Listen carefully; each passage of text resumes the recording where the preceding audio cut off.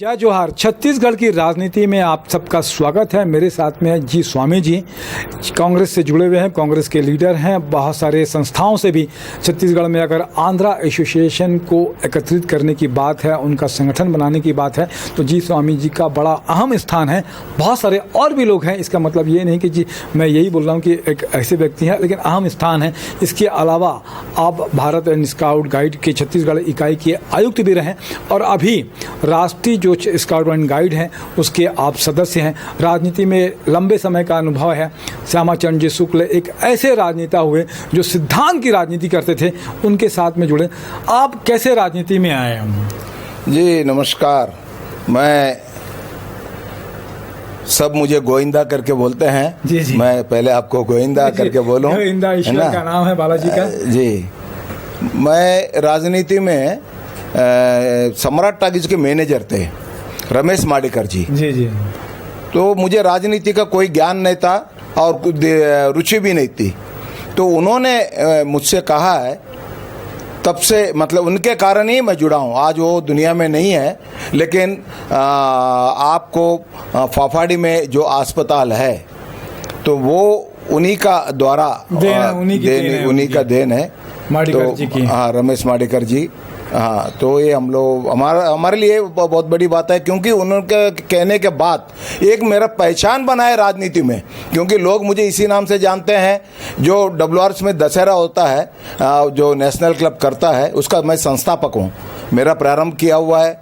WRS में जो माता पूजा चल रहा है वो एक साल सोलापुरी माता पड़ाल ईश्वरराव जी करके लाए हैं, एक साल करके बंद कर दिए। उसके बाद मैं जो शुरू किया हूँ आज तक वो चलते रहता है। उसके बाद माडेकर जी के कारण मैं राजनीति में प्रवेश किया। बात होगी ये 83 की बात होगी। मैं राजनीति में आया हूँ। मैं 84 में एमएलए का इलेक्शन फाइट किया हूँ रायपुर ग्रामीण से निर्दलीय में। जहाँ पे मैं सोच रहा था, जहाँ पे सूरज छाप का जो छत्तीसगढ़ में ये आंधी है, पवन दीवान गांधी एक लहर चलता था। सूरज छाप का जो कैंडिडेट था, जहाँ जाऊँ वहाँ पे मेरे साथ तो 10 लोग नहीं रहते थे, लेकिन उनके साथ 1500 2-2000 लोग मतलब भीड़ रहता था। मैं सोचा जरूर एमएलए बनेंगे, लेकिन वो 11 स्थान पे था, मैं 5वें स्थान पे था। पहला स्थान प्रोफेसर अपना रणवीर सिंह शास्त्री जी थे। दूसरा जो बीजेपी के साहू जी, जिनका जमानत जब्त हो गया था। तीसरा हाथी चाप कुंती कुर्रे, उनका जमानत जब्त हो गया। चौथा शेर चाप ब्राह्मणपारा से। 5वां मेरा पोजीशन था, लेकिन जो जीतेगा विधायक बनेगा करके सोच रहा था, 11वां पोजीशन में था सूरज चाप। जी। तो राजनीति की शुरुआत हुई है। उसके बाद में चुनाव लड़ने का मौका नहीं। उसके बाद मेरा फिर राजनीति में मन नहीं था, लेकिन कांग्रेस में वापस आ गया था पंडित श्यामाचरण शुक्ल जी।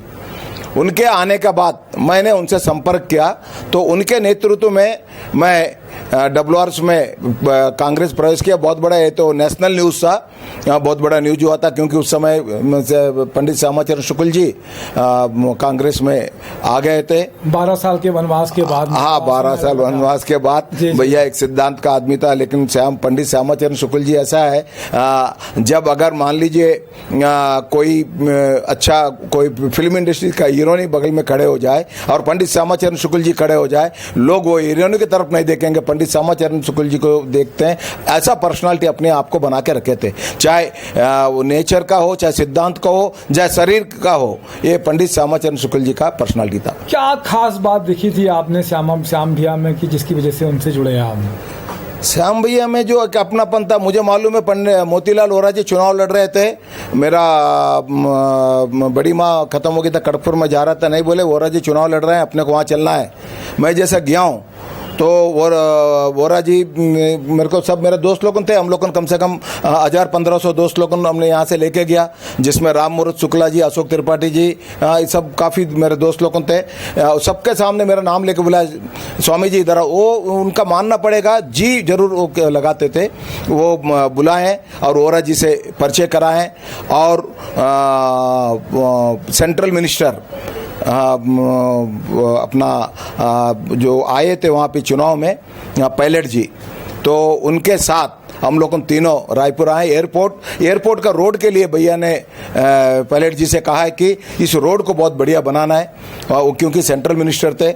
तो श्याम भैया के साथ मेरा बहुत अच्छा अनुभव, बहुत जगह घूमा, जहाँ भी घूमने जाता थे टेबल पे बैठ जाते थे भोजन करने के लिए, अगर टेबल पे नहीं है तो भोजन नहीं करते थे, कहाँ है स्वामी जी को बुला के लेके आओ, तब उसके बाद भोजन करते थे। ये बढ़िया भैया में ये बड़ा खासियत थी। अपनापन और अपनापन, बिल्कुल अपनापन। हाँ, अभी तब की राजनीति में और अभी की राजनीति में क्या देखते हैं? बहुत फर्क है। तभी का राजनीति एक अलग बात है, अभी तो अपने लोगों को ही काटना है, ये एक परंपरा चल गया। वहाँ पे ऐसा नहीं था, एक स्पष्ट था, एक बहुत अच्छा था उसी समय। लेकिन हाँ, राजनीति में एक अलग विचार था भैया का, राजनीति के साथ एक अलग मतलब एडमिनिस्ट्रेटर का बहुत दबाव था। सतपुड़ा में पंडित श्यामाचरण जी बैठा, मतलब पूरा सतपुड़ा एकदम, क्यों तीसरी बार जब मुख्यमंत्री बने थे मैं साथ में था।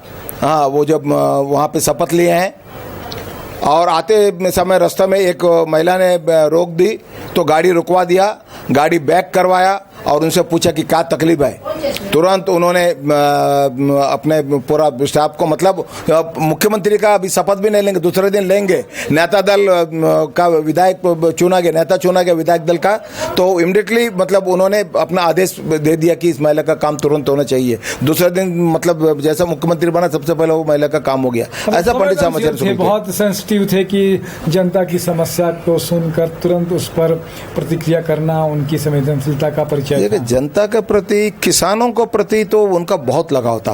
राजिम क्षेत्र से कोई भी आए, चाहे छत्तीसगढ़ में चाहे बाटापारा हो, चाहे बिलासपुर के लोग आए, का मतलब सबको नाम से बुलाते थे और बहुत अच्छा मतलब उनको मतलब उनसे मुलाकात करवाना वो एक सिद्धांत। तो मैं मालूम है श्याम भैया के साथ कोई जाता है तो ज़्यादा भीड़ उनको पसंद नहीं था, तो मोतीलाल वोरा जी, चंदूलाल चंद्राकर जी और श्याम भैया मतलब एयरपोर्ट से आए, तो जैसा श्याम भैया और मोतीलाल वोरा जी गए तो मैं चंदूलाल चंद्राकर जी को रोक दिया, तो भैया आप बैठिए बाहर में।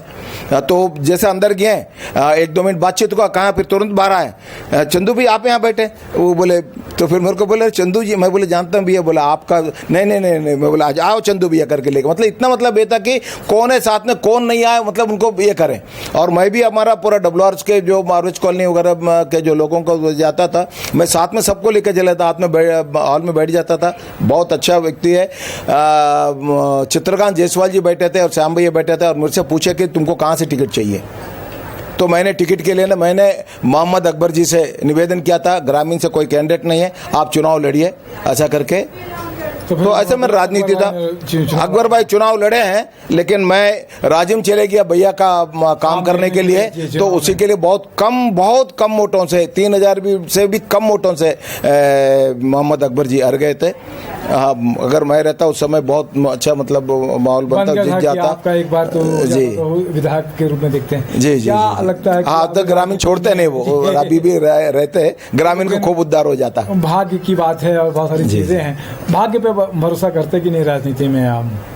नहीं, मेहनत पे बहुत ज़्यादा भरोसा मैं करता हूँ, आज भी करता हूँ मेहनत में। मुझे लल्लू चप्पू वगैरह पसंद नहीं है, चाहे कहीं भी हो, चाहे स्काउट एंड गाइड में था, आज भी लोग मानते हैं एक डिसिप्लिन वर्किंग। मेरे समय में सबसे ज़्यादा राष्ट्रपति पुरस्कार पाने वाले बच्चे लोग 100 से ज़्यादा थे, और मेरे पहले जो विनोद खांडेकर जी थे 8 साल में 20 बच्चे भी नहीं थे राष्ट्रपति पुरस्कार पाने वाले, 15 अगर बोल दूँ तो बड़ी बात हो जाएगा। और उसके बाद में गजेंद्र यादव, केदार कश्यप ने मेरे से निवेदन किया, मैंने राज मुक्कायत को, क्योंकि मैं कांग्रेसी हूं करके, वो डॉक्टर रमन सिंह जी ने केदार कश्यप को बोला था और उन्होंने बोला, मेरे से निवेदन किया, तो मैंने इमीडिएटली इस्तीफा विड्रॉ कर लिया। मैं चुनाव नहीं लड़ा हूं, और उस समय चुनाव लड़ता बहुत अच्छा मतों से जीतता, क्योंकि मेरा काम ही ऐसा था। मेरा वर्किंग आज भी लोग चाहते हैं, भगवान जैसे पूज रहे हैं स्काउट एंड गाइड में। इसी के लिए अभी सत्यानंद शर्मा जी के कारण मैं राष्ट्र में नेशनल हेडक्वार्टर कमिश्नर बना हूं, तो मुझे अच्छा काम करने का मौका मिल रहा है और मिलते जा रहा है। मैं काम कर रहा हूं। मैं श्याम भैया के मुलाकात करके विद्या भैया से मिलने गया था। भैया विद्या भैया जनता दल में थे।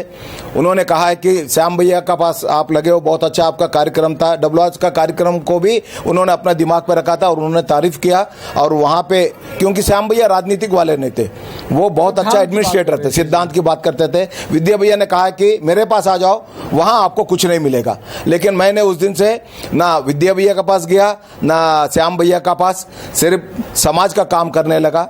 मैं राजनीति को बस मन से पूरा, आज भी कांग्रेस के लोग आते हैं चुनाव में लेके जाते हैं तो मैं जाता हूँ, नहीं तो कांग्रेस के फेवर वाला आदमी हूँ, जो एक बार तय कर लेता मैं दल बदलू जैसा ये नहीं करता हूँ। हाँ, जैसा एक अच्छा रिलेशन होना चाहिए।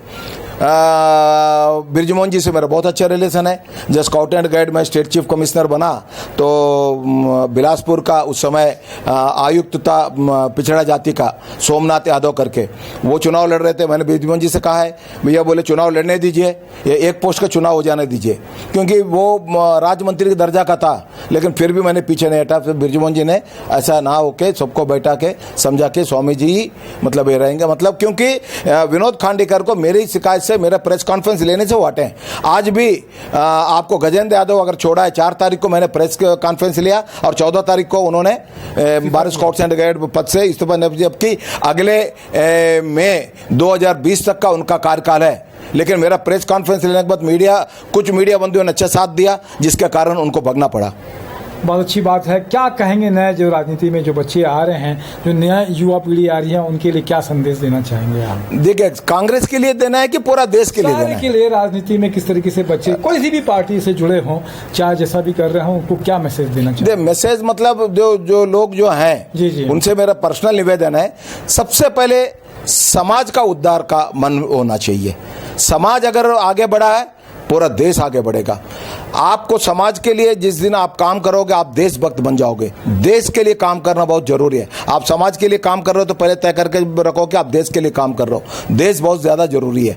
देश से बढ़ के संसार में और कुछ नहीं है, क्योंकि भगवान ने हम लोगों को ऐसा भारत देश में भेजा है जहाँ ऋषि मुनों का हम लोगों आज भी व्याख्यान करते हैं। तो ऐसा देश में हम लोगों को जन्म हो गया, ये सबसे बड़ी बात है। बहुत अच्छी बात है कि देश पहले है। हम सबको ये सोचना चाहिए। और अपने राजनीतिक मतभेद हो सकते हैं, विचारधारा अलग अलग हो सकती है, लेकिन देश पहले बड़ा है, उसके बाद में हमको लोगों की सेवा करना चाहिए। आज आपने मुझे समय दिया, इसके लिए बहुत बहुत धन्यवाद। हम इसी तरीके से और लोगों से भी चर्चा करते रहेंगे छत्तीसगढ़ की राजनीति पर। बहुत बढ़िया बोले, मतभेद होना चाहिए लेकिन मनभेद नहीं होना चाहिए। मनभेद बिल्कुल नहीं होना चाहिए। एक देश के नागरिक है, देश पहले है, देश के लिए हम सबको खड़े होना चाहिए। बिल्कुल बिल्कुल। राजनीतिक विचारधारा अपनी जगह में होती है। आपने समय दिया, इसके लिए बहुत बहुत धन्यवाद। दिनेश साहू भी मेरे साथ में है, निशा द्विवेदी भी। जय जोहार, जय छत्तीसगढ़।